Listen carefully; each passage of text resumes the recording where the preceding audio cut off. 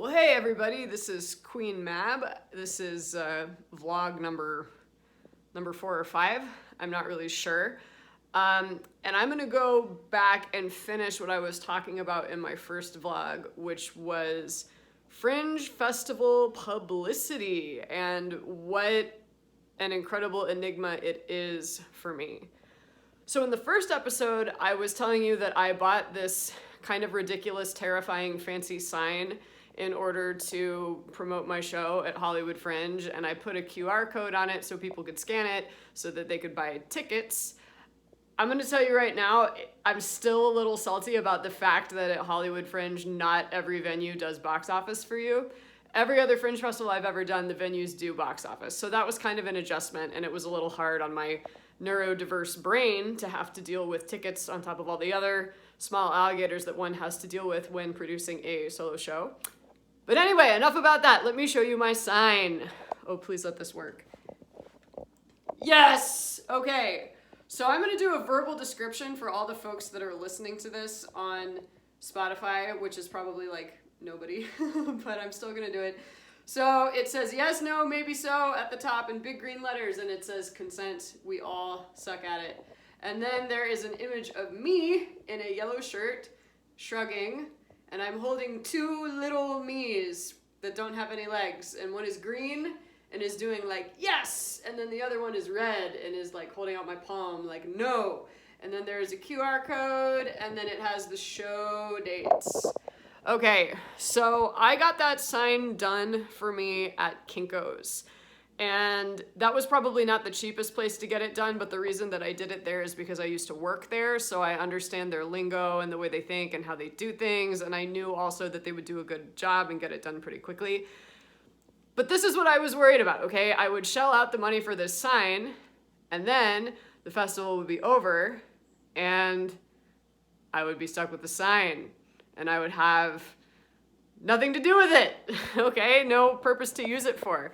And then also at the actual festival, there weren't even, I don't think there was anyone who used the QR code. So I don't know if I've even tried the QR code. I don't know if it even works.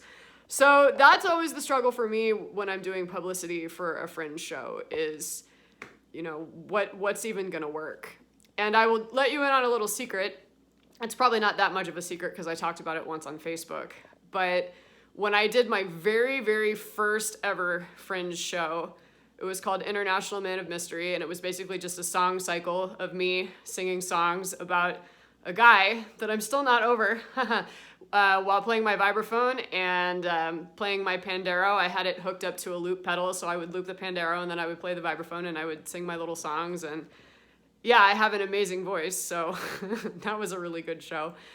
Anyway, but I worked really hard to promote it, and I hired someone to tell me like what to do and all those kinds of things. And I sent lots of individual messages to people because I think that's really the only thing that works is sending individual messages. And I will say, I think I had a decent turnout for a first run.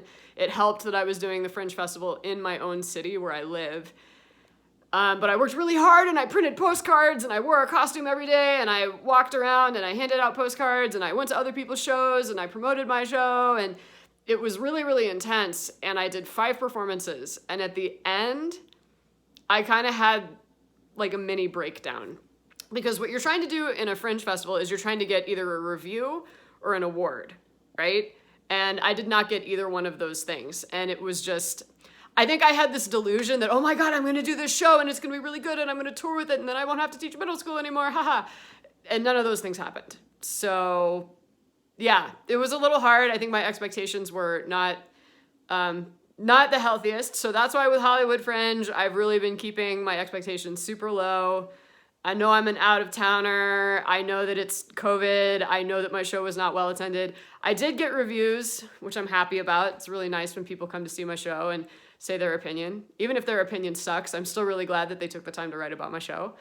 So I guess I'm already ahead of where I was all those years ago with San Diego Fringe, but it's not easy to promote a show.